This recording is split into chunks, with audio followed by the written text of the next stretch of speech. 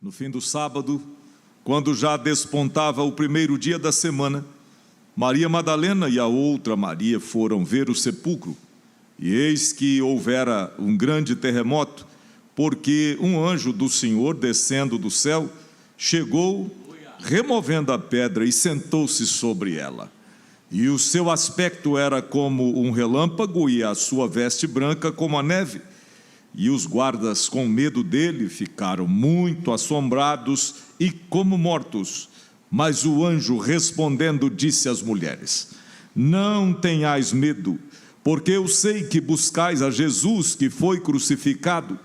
Ele não está aqui, porque já ressuscitou, como tinha dito. Vinde e vede o lugar onde o Senhor jazia. E depois, imediatamente, dizei aos seus discípulos que já ressuscitou dos mortos, e eis que ele vai adiante de vós para a Galiléia, ali o vereis, e eis que eu vô-lo tenho dito. E saindo elas pressurosamente do sepulcro, com temor e grande alegria, correram a anunciá-lo aos seus discípulos. E indo elas, eis que Jesus lhes sai ao encontro, dizendo: eu vos saúdo. E elas, chegando, abraçaram os seus pés e o adoraram. Então Jesus disse-lhes: não temais, ide dizer a meus irmãos que vão a Galiléia e lá me verão. Amém, meus irmãos? Glória a Deus. Você pode se assentar no seu lugar. Meus irmãos, nós pregamos uma série de mensagens e hoje à tarde, ainda não tendo concluído, a ideia já existe, mas no domingo eu sempre preparo alguma coisa, reviso. Eu revisitei a mensagem da semana passada, quando Jesus foi colocado no sepulcro, e eu falei aqui no nosso altar, no nosso púlpito, preguei quanto àquilo que se deve fazer diante da morte, a sequência dos fatos da morte de Jesus, as trevas que se formaram, a ruptura do véu do templo, depois o corpo de Jesus pendurado sem vida na cruz, o dono da vida expirou, depois José de Arimateia o colocou no sepulcro, e aquele discípulo importante, influente, foi usado para um momento especial de Jesus na sua vida e morte. José de Arimateia ocupa um lugar importante, porque Deus sempre tem alguém a quem Ele pode usar e com quem Ele deve contar nos momentos certos. E desenvolvendo a mensagem, nós falamos sobre como os amigos de Jesus agiram naquela ocasião, como os seus inimigos agiram e como nós agimos diante de situações em que devemos reafirmar nossa fé e mostrar de que lado nós estamos. Falamos sobre a morte, sobre como lidamos com isso. Falei de funerais cristãos que são chocantes, pessoas que ficam desesperadas, e eu anunciei na semana passada que nós falaríamos ainda sobre a última parte, porque a morte não teve a última palavra, a morte não tem a última palavra, e hoje, por conseguinte, nós vamos falar a respeito da ressurreição, que é o texto imediatamente seguinte ao que pregamos na semana passada. Mais de 30 anos atrás, um atleta canadense chamado Ben Johnson terminou muito mal a sua carreira. Ele era um corredor, um atleta com um corpo descomunal, musculosamente falando, e Ben Johnson, dotado da estrutura sobre-humana que tinha, nas Olimpíadas de Seul, os espectadores que estavam no estádio olímpico de Seul perderam o fôlego quando aquele atleta de alta performance venceu os 100 metros, uma corrida de 100 metros, com 9 segundos e 75 milésimos. Ficaram chocados, aquele homem muito forte, fazendo aquilo tudo, e alguém ficou desconfiado, porque era um tempo muito rápido para se ganhar. A vitória durou um dia. No dia seguinte, depois que o exame antidoping chegou, Ben Johnson perdeu a medalha, e perdeu a carreira, e perdeu a história. Essas coisas acontecem porque uma vitória ao custo de trapaça não tem final feliz. Vitórias trapaceadas, ajustadas, arranjadas, não terão bom resultado. A história de Ben Johnson veio à minha mente quando comecei a olhar o texto da ressurreição de Jesus e ver como com Jesus algo foi diferente. O nosso Jesus, conforme pregamos nas mensagens anteriores, nós vimos o nosso Senhor travando batalhas contra os poderes das trevas. Vimos o nosso Senhor passar por uma prisão, por um julgamento fraudulento, um julgamento forjado, por uma prisão. Vimos o Senhor passar pela crucificação, uma forma de execução romana, com requintes de crueldade, a morte pela qual o Senhor passou, os grandes embates, a luta, a corrida, a forma exemplar como Jesus cumpriu o seu ministério e correu a carreira toda. Isso vai inspirar a vida cristã de muitos santos e também a nossa. E eu cito mormente Paulo, quando ele diz: eu combati o bom combate, eu completei a carreira, guardei a fé. Jesus é a inspiração de alguém que começa e termina, alguém que vai até o final, que vence a batalha em silêncio, de forma correta. A vitória naquele momento dos embates, e vamos falar sobre isso, quando olhamos para Cristo açoitado, julgado injustamente, crucificado, quando olhamos para o Cristo que passa pela morte, que vai até o túmulo, parece-nos que a vitória cedeu lugar à derrota e o rei tombou no combate. Parece-nos que a força foi entregue ao cativeiro, parece-nos que a glória foi entregue na mão do inimigo, conforme Matthew Henry assim comenta. A derrota ali parecia certa. O Filho de Deus jaz morto, eis morto Salvador, diz o velho hino da harpa, na sepultura. Mas quando a derrota parecia certa, ali naquela cena não havia trapaça, havia entrega. Não havia nada forjado, havia doação, havia alguém se rendendo, entregando o seu espírito. E se a história terminasse aqui, as trevas realmente teriam triunfado. Se a história terminasse na cruz vazia e no túmulo cerrado, as trevas teriam de fato triunfado. Mas glória a Deus, que a história não terminou ali. Em 2 pontos: em primeiro lugar, a ressurreição de Jesus é um acontecimento chave da fé cristã. A ressurreição, ao lado da encarnação do Verbo e da morte de Jesus, são pontos basilares para a nossa fé. A ressurreição comprova a realeza de Cristo. O rei ressuscitou. A cena de Mateus, no capítulo 28, a partir do versículo 1, e você pode acompanhar comigo como ela se desenrola. As mulheres, no fim do sábado, quando já despontava o primeiro dia da semana, essas mulheres que haviam preparado especiarias no dia da preparação, essas mulheres vão até o sepulcro, foram ver o sepulcro, e a cena é de mulheres apreensivas, preocupadas, perguntando entre si quem haveria de remover a pedra. O túmulo estava cerrado, uma pedra de grande porte colocada à porta, e elas confabulavam entre si, perguntando quem de nós poderá removê-la. Essas mulheres levam especiarias, pelo costume da época ainda era possível até aquela altura do acontecimento ungir o corpo do defunto. Jesus havia ensinado sobre a sua ressurreição em vários textos do Evangelho, nós assim podemos ler.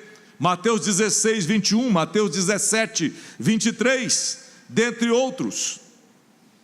Aquelas mulheres e os discípulos haviam ouvido Jesus falar a respeito disso, mas parece-me que elas não tinham isso em mente, ou não se lembravam, ou não acreditavam. E existem muitas coisas que nós às vezes escutamos ou lemos, e às vezes até cantamos, mas na hora de acreditar talvez não acreditemos. Temos facilidade para cantar, alguns de nós, nem todos e nem tantos, né? Mas alguns têm. Mas a facilidade para crer, às vezes não. O mundo, eu chamo a sua atenção para isso, porque o mundo até acredita que Jesus nasceu. O Natal prova isso, as pessoas falam, fazem festas, mandam cartões, embora seja uma data muito comercial, mas se sabe que o Natal é a data que se comemora, se lembra o nascimento de Jesus. O mundo até acredita que Jesus morreu. As imagens estão nos templos, enfeitando os bonés, os carros, as salas das casas. Mas o mundo tem dificuldade para acreditar que Jesus ressuscitou. Tem um filósofo chamado Friedrich Nietzsche, e esse filósofo colocou um postulado, e ele dizia: Deus está morto.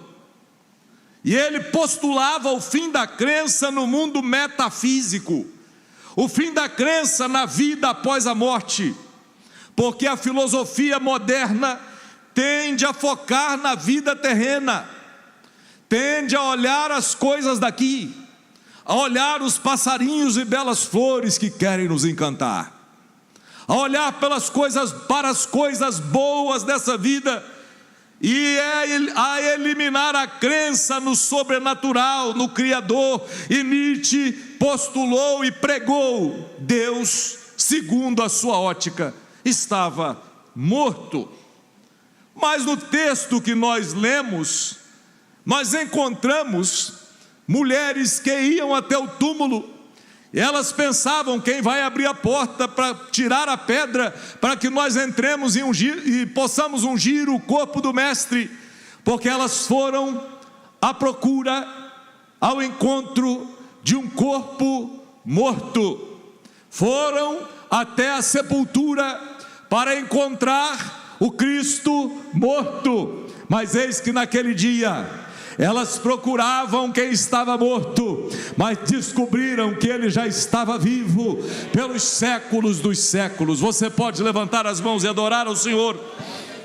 Elas procuraram o Cristo morto, mas antes que elas lá chegassem, o versículo 2 nos dá um vislumbre do que aconteceu.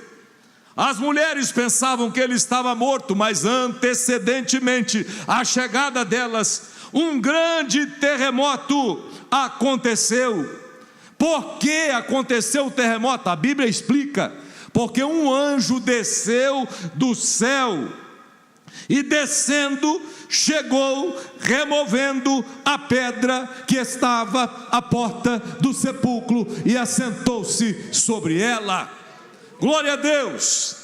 Antes que elas lá chegassem, um grande terremoto, a natureza também se convulsiona, a natureza também se move diante da grandeza do Rei da Glória, a natureza também se movimenta diante do poder daquele que vive entre os mortos, a natureza também sente e reage à ação daquele que estava morto, mas reviveu, e é a entrada de um anjo que deixa o céu na atmosfera terrestre, como um raio, como um relâmpago, causa uma convulsão, algo diferente acontece e tudo muda naquela hora.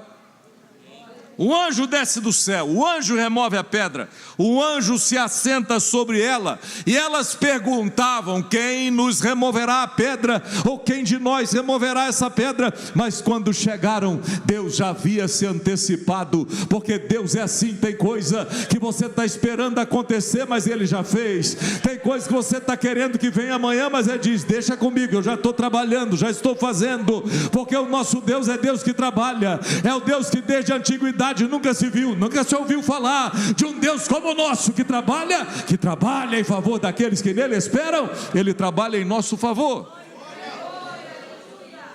Um anjo de Deus desce com aspecto resplandecente, o aspecto de um relâmpago, vestes brancas, e os guardas que guardavam o sepulcro ficaram atemorizados.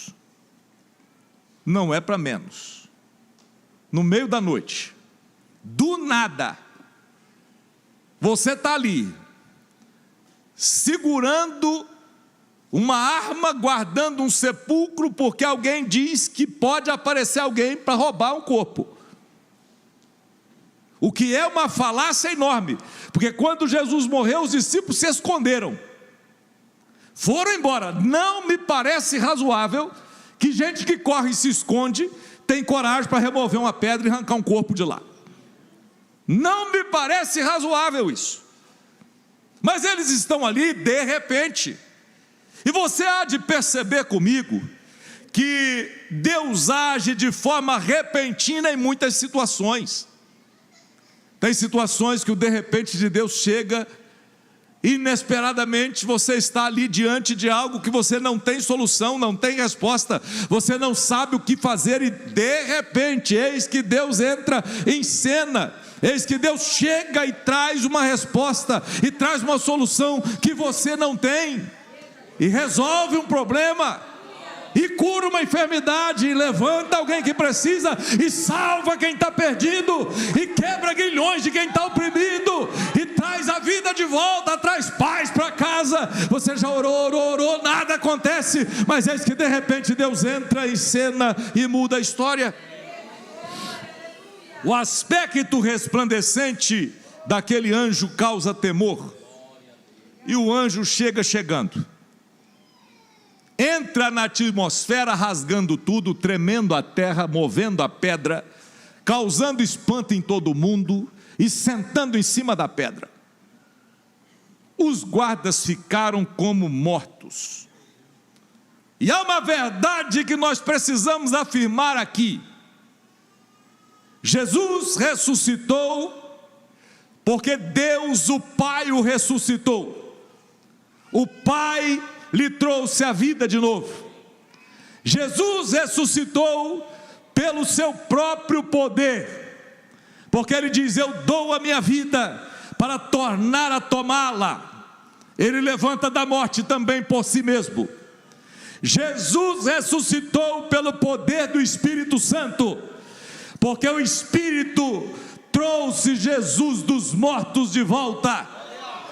Ele ressuscitou, e eu tenho uma notícia para te dar: a pedra não foi removida para Jesus escapar do túmulo, porque ele já tinha saído de lá. Ele não precisa que tire a pedra, ele não precisa que abra a porta, ele não precisa que abra a janela, ele não precisa que alguém diga: pode passar, Senhor. Ele passa, ele entra na hora que ele quer. A gente canta então: passa Jesus, passa Jesus. Ele passa na hora que quer, do jeito que quer. A pedra não foi tirada para ele sair, ele não precisava disso. A pedra foi tirada para elas poderem entrar e ver que o túmulo estava vazio. Eita glória, está sentindo a presença de Jesus aí? Glória a Deus, a presença de Jesus é real em nosso meio. Nós podemos avaliar essa questão quando olhamos para a cena da ressurreição. Muitos de nós, talvez inocentemente, pudéssemos pensar que a pedra foi retirada para que Jesus pudesse sair, e estava morto, estava na sepultura, caído, alquebrado, sem força. Mas no terceiro dia, com poder e grande glória, não foi capengando, nem mancando, nem arrastando, arrastando, foi com poder, com poder, com poder, foi com poder e com grande glória, foi com poder e grande glória, que Jesus levanta-se da sepultura, e eis que Ele está vivo para sempre. Quem pode levantar as mãos e adorar ao Senhor? Ele vive, Ele vive, Ele vive para sempre. Glória! E existem algumas boas novas, alguns pontos que eu quero refletir com você a respeito da ressurreição. Naquele momento em que as mulheres lá chegam, a cena está desenrolada diante dos olhos delas, e elas encontram a pedra removida. Elas encontram um anjo resplandecente lá.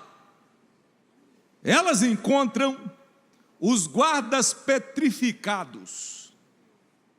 O sujeito tomou tanto susto que virou uma múmia. Perdeu as pernas, perdeu o tato. Ficaram paralisados. Essa é a cena. Os guardas atemorizados estavam e ficaram. Quando elas chegaram, eu posso imaginar a cena, chegando, olhando, e de repente o túmulo está aberto. Alguém abriu o túmulo, alguém violou o túmulo, alguma coisa aconteceu. E elas, assustadas, a tendência normal, vou te dar um exemplo, chega em casa agora. Aí quando você está chegando no portão, você encontra o portão aberto. Aí você vem chegando mais um pouquinho, com a barriga bem fria, já tremendo. A hora que você chega, a porta está arrombada. Imagina a cena. Deus guarde a sua casa, coloque anjo lá, que nada disso aconteça. Está repreendido em nome de Jesus. Mas é só para ilustrar. O que a gente sente quando a gente encontra uma cena dessa? O que a gente sente quando algo acontece nessa direção? Elas estão assustadas, mas para os guardas que estão medrosos e estão espasmados no chão, o anjo lhes diz: não tenham medo. A verdade do Evangelho é que o Evangelho é poder de Deus para a salvação de todo aquele que crê, e o Evangelho põe em nós o temor do Senhor, mas retira o medo assustador. A gente até teme a Deus, mas o medo é jogado fora, porque recebemos o espírito de ousadia, e a mesma palavra que o anjo disse para aquelas mulheres, hoje o Senhor diz para você: não tenha medo, não tenha medo, não tenha medo, não tenha medo. Não tenham medo, porque a consequência que é mais adequada para a ressurreição não é o medo. O resultado mais adequado para a cena da ressurreição é a alegria e não o temor. Não tenham medo. Muitos de nós vivemos atemorizados com tanta coisa, cercados de tanta coisa. Os irmãos hoje citaram textos escatológicos. O nosso tempo é um tempo de aflição. Estamos vivendo esse tempo, um tempo de muita tribulação, muita coisa acontecendo. E você não precisa olhar para muito longe, olha para perto, já vê problema. E é normal que muitos de nós venhamos a dar vazão ao medo de uma coisa, medo de outra. E a gente vai vivendo atemorizado, mas a palavra do anjo naquele dia para aquelas mulheres foi: não temam, não tenham medo, não tenham medo, não temas. O profeta Isaías também assim profetizou. Ele disse: não temas, porque eu estou contigo. Se passares pelas águas, elas não te submergirão. Se passares pelo fogo, a chama não arderá em ti. Não temas, porque eu, o Senhor, sou contigo por onde quer que você andar. Ele é com você. Então não temas, não temas, não temas. A melhor reação para a ressurreição não é o temor, não é o medo, é a alegria. Eu tenho um conselho para te dar. Quando o medo te assaltar, quando o medo chegar, e pode ser que ele chegue, aflições chegam. Quem de nós não passa por problemas? uma notícia indesejada, um diagnóstico médico, um problema na família, uma crise financeira, uma situação complicada, um problema de relacionamento, um problema espiritual, uma tribulação qualquer. Quando o medo chegar, quando você for assaltado por ele, traga a sua memória, lembre-se daquela tumba que ficou vazia, lembre-se da tumba vazia e lance fora o seu medo. Em segundo lugar, o anjo lhes diz: ele não está aqui. Elas estão procurando um corpo morto, conforme nós falamos, foram ungir o corpo do mestre, e quando lá chegam, a cena se desenrola, e elas encontram aquela situação, e o anjo lhes diz: vocês estão procurando aquele que vive entre os mortos, ele não está aqui, ele já ressuscitou. Jesus estava vivo. Jesus não deve ser procurado entre os mortos, Jesus não deve ser procurado nas tumbas frias, Jesus não deve ser procurado nas cenas de morte. Jesus está vivo, Jesus está vivo, e Ele, o Rei da vida, está dizendo: eu estou vivo para sempre, pelos séculos dos séculos. Ele vive, Ele ressuscitou. Não deve, portanto, o Senhor ser procurado entre os mortos. E o anjo, como que para provar-lhes o que estava dizendo, o anjo diz assim: vocês podem vir, venham e vejam o lugar onde o Senhor estava. Ele está vivo e o túmulo está vazio. Ele está vivo e o lugar onde ele foi colocado não está mais ocupado. Ele está vivo e os lençóis que o enrolaram estão ali. Ele está vivo e o lenço que cobria-lhe o rosto está dobrado no canto.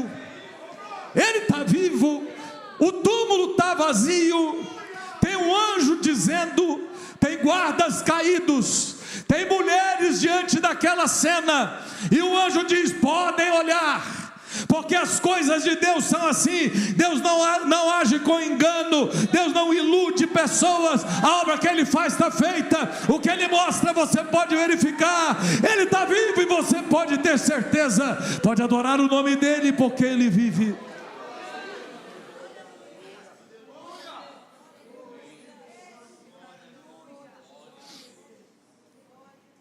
Vinde e vede, é um fato verificável. O fato é totalmente verificável. E eu posso citar algumas coisas, algumas datas históricas que podem servir de ilustração para esse ponto do sermão. Quando Maomé da Arábia morreu em 632 depois de Cristo, fundador do Islã, o seu túmulo lá está, com os seus restos mortais. Quando Siddhartha Gautama, o Buda da Índia, morreu quase 500 anos antes de Cristo, seus restos mortais foram depositados numa tumba, e lá estão. Quando Confúcio, o maior filósofo chinês, morreu em 478 antes de Cristo, seus restos mortais foram colocados numa tumba e lá estão. Quando Jesus morreu, seu corpo foi colocado num túmulo, mas não existem restos mortais, não existe um cadáver no túmulo, não existe um corpo morto, um lugar de peregrinação para dizer: aqui jaz Jesus Cristo. Até se acha um lugar onde líderes religiosos, onde artistas, onde personalidades importantes estão sepultados, mas quem for do jardim do túmulo, vai encontrar uma inscrição escrita com grandes letras: ele não está aqui, ele já ressuscitou, e do mesmo jeito que o anjo disse para as mulheres: vinde e vede, o portão do túmulo está aberto, pode entrar e ver que o túmulo está vazio. Está sentindo a glória de Deus? Pode adorar o seu nome. Oh, glória ao nome de Jesus. Ele vive para sempre. Ele está vivo para sempre. Oh, glória ao nome de Jesus.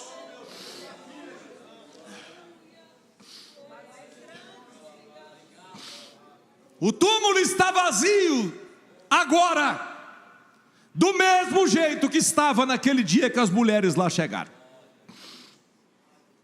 Aí Jesus, em quarto lugar, diz: e depois dizer aos meus irmãos, aos discípulos, a boa nova deveria ser contada. E quando vivemos o poder da ressurreição de Jesus, nós precisamos ser escandalosos com isso. A graça é escandalosa, não é algo que passa de forma sutil, é Deus dando o Filho, descendo da glória, dando o seu Filho na morte, é o Rei sendo crucificado. Isso é um escândalo, é o Rei colocado no túmulo, é o Rei saindo do túmulo vivo. E o escândalo maior é que essa graça é contagiosa, é contagiante, ela atinge o mais vil pecador. A esperança para você, porque ao contrário de líderes religiosos, Jesus está vivo. Os outros morreram, estão sepultados, mas Jesus está vivo, e você pode hoje anunciar essa boa nova, porque Ele vive. Você pode crer no amanhã, porque Ele vive, temor não há, porque Ele vive, você pode ter esperança, você pode olhar com confiança para o futuro, porque Ele está vivo. Vivo. A boa nova deveria ser contada, e a alegria deveria e deve ser compartilhada. Mas chama-me a atenção o fato de que muitos de nós, sendo cientes da boa nova, sabendo o que aconteceu, tendo experimentado a graça de Deus, somos silentes, somos mudos e não proclamamos essa verdade. Muitos de nós que passamos da morte para a vida, que fomos resgatados por Jesus, que provamos o poder de Deus, muitos de nós vivemos como se Cristo ainda estivesse morto. Muitos de nós não vivemos o poder da ressurreição, mas estamos ainda vivendo como se Ele estivesse no túmulo. Jesus está vivo, e isso tem que aparecer em você. Jesus está vivo, isso tem que ser visto em nós. Nós, os cristãos, devemos mostrar o poder do Cristo vivo. Foi Mahatma Gandhi, o grande líder da Índia, que disse que ele seria um cristão, se não fossem os cristãos que davam mau testemunho na Índia. Se Cristo está vivo, por que muitos de nós vivemos como se Ele estivesse morto? Se Cristo vive, por que vivemos as tragédias, e muitas delas podem ser evitadas por causa da vida de Cristo em nós, mas vivendo a morte, ou cultivando a morte, não vivendo o poder da vida dele, deixamos passar o melhor? Se Cristo está vivo, por que viver como se Ele estivesse morto? Por que viver como se Ele não tivesse saído daquela tumba? Por que não contar as boas novas? Sabia que tem gente que passa pela gente todo dia e que ainda não conhece Jesus? Sabia que tem amigos que podem passar por você todo dia e que ainda não têm a certeza da salvação? Existem vizinhos esperando para que nós falemos de Jesus. É necessário compartilhar as boas novas, e as mulheres são instadas pelo Senhor a irem dizendo que Ele estava vivo. Elas procuravam um corpo morto, mas descobriram que Ele estava vivo. E existem no texto de Mateus 28, existem algumas provas da ressurreição de Jesus. Testemunho do anjo, o anjo diz: Ele está vivo. É contundente, um terremoto, coisas acontecem, são muitos detalhes. A própria aparição de Jesus para as mulheres é uma prova de que Ele está vivo. Elas estão com pressa, com temor e com alegria, querem contar a boa nova, e eis que quando elas estão correndo em direção aos discípulos para contar-lhes as boas novas, Jesus aparece diante delas. Jesus chega e elas têm um tempo para abraçar os seus pés e adorá-lo. Jesus diz: fala com eles para ir para Galiléia, porque lá eles me verão. Também temos a confissão dos guardas. Os guardas saem a partir do versículo de número 11, eles saem e quando chegam na cidade eles dizem: olha, aconteceu isso, e eles começam a contar. Eu fico imaginando, nós estávamos com as armas, estávamos acordados, de repente um clarão no céu, um relâmpago, aparece um ser celestial vestido com vestes resplandecentes, a terra treme, a pedra é tirada, aquele ser senta-se sobre a pedra, nós ficamos desmaiados ali, e eles contam os detalhes, a ponto de que as autoridades judaicas oferecem dinheiro para eles contarem outra versão. Você vai ver que suborno, corrupção, propina é coisa velha. Jesus também aparece para os discípulos na Galiléia, e aqui estão as provas de que Jesus ressuscitou, segundo a narração de Mateus.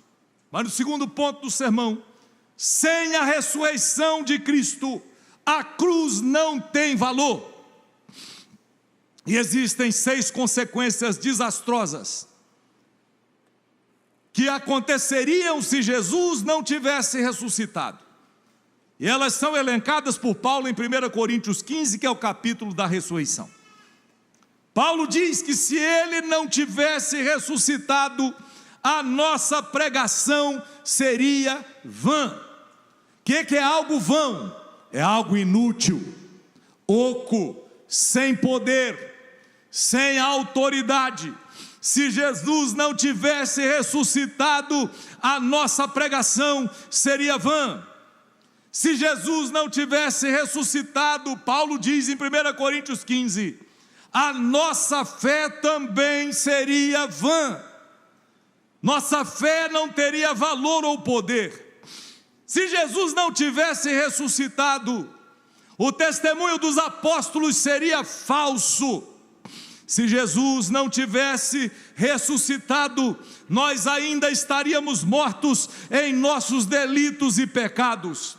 Se Jesus não tivesse ressuscitado, os que dormem em Cristo pereceriam e nós não teríamos esperança. Se Jesus não tivesse ressuscitado, nós seríamos os mais infelizes dos homens, mas porque Ele ressuscitou, a nossa pregação tem poder, a nossa fé é viva, o testemunho dos apóstolos é vigente, nós não estamos mortos. Olha você vivo, olha você viva, olha você vivo na presença de Deus. Era perdido, foi achado, era morto, mas está vivo, porque Jesus vive e te deu vida, porque Ele está vivo, nós temos esperança e nós temos alegria. Olha você com alegria no coração, e a gente cantava quando era criança, e a igreja também cantava, essa alegria não vai mais sair, essa alegria não vai mais sair, não vai mais sair de onde? De dentro do meu coração. Receba a alegria que só Deus pode te dar.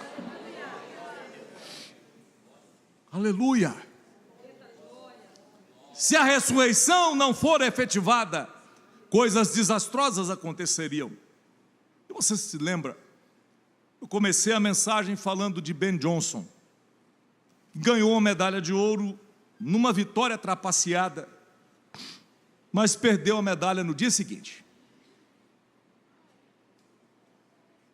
Isso me faz lembrar de Jesus, que naquela batalha da morte, do túmulo, da cruz, parecia derrotado. O campeão estava caído, sem medalha, sem distintivo, sem glórias. O corpo ferido de Jesus na cruz, com as mazelas que lhe foram impostas, era algo trágico, ruim de se ver. Não é um rei condecorado com coroa na cabeça, é coroa de espinho. Não tem medalha no peito, não tem divisas nos ombros. Eu me lembro de Jesus caído, destroçado na morte. Cristo na sepultura é como a arca da aliança, que naquela batalha em glória contra os filisteus foi tomada. E aquela arca que simbolizava a presença de Deus foi levada e colocada no templo de Dagom, uma divindade dos filisteus. Uma profanação acontecia, porque algo santo foi colocado num lugar inconveniente. Cristo na sepultura é como a arca quando caiu nas mãos dos filisteus lá no templo de Dagom. Embora a arca esteja prisioneira no templo de Dagom, quando a gente lê a história, a gente vê que a arca está no templo. Quando os sacerdotes de Dagom chegam no outro dia, a imagem de Dagom estava caída com a cara no chão, porque diante da majestade de Deus, diante do poder de Deus, qualquer poder ou trono que se levanta não se sustenta de pé, nem a morte consegue se sustentar diante daquele que é todo poder em pessoa. Jesus lá na morte, no túmulo, é como a arca colocada no lugar impróprio. Ninguém pode ficar de pé diante do Senhor. Ben Johnson perdeu a medalha de ouro, mas Jesus depois da cruz, depois do túmulo, foi recebido no céu e foi coroado com glória. Medalhas humanas podem ser tiradas, a glória de Cristo ninguém tira. Ele orou ao Pai: eu quero de volta a glória que eu tinha antes contigo. E agora eu me lembrei do hino 509, quando o Jordão passarmos unidos, aí e entrarmos no céu, veremos lá como a areia da praia os remidos. Ó, que gloriosa vista será quando Cristo Jesus contemplarmos coroado no céu como está. Ben Johnson perdeu a medalha, Jesus pegou a coroa de volta. Quando desceu, ele tirou a coroa da cabeça e se humilhou, se tornando servo, obediente até a morte, morte de cruz. Mas quando voltou, pegou a coroa de volta e está coroado, está coroado, está coroado, coroado no céu em glória. Glória ao nome de Jesus. Aleluia. Jesus está coroado no céu. Como conclusão e aplicando esta mensagem, devemos viver o poder da ressurreição. Devemos viver a vida do Cristo vivo.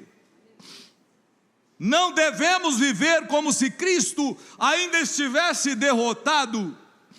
Não devemos viver como se Cristo ainda estivesse pendendo, o corpo morto da cruz, a cabeça caída para o lado, vencido pela morte. Não, o nosso Cristo não é o Cristo dos artistas. O nosso Cristo não é o Cristo dos filmes, por mais bem produzido que um filme seja. O nosso Cristo é o Cristo Rei da glória, que morreu, mas ressuscitou e está vivo para sempre.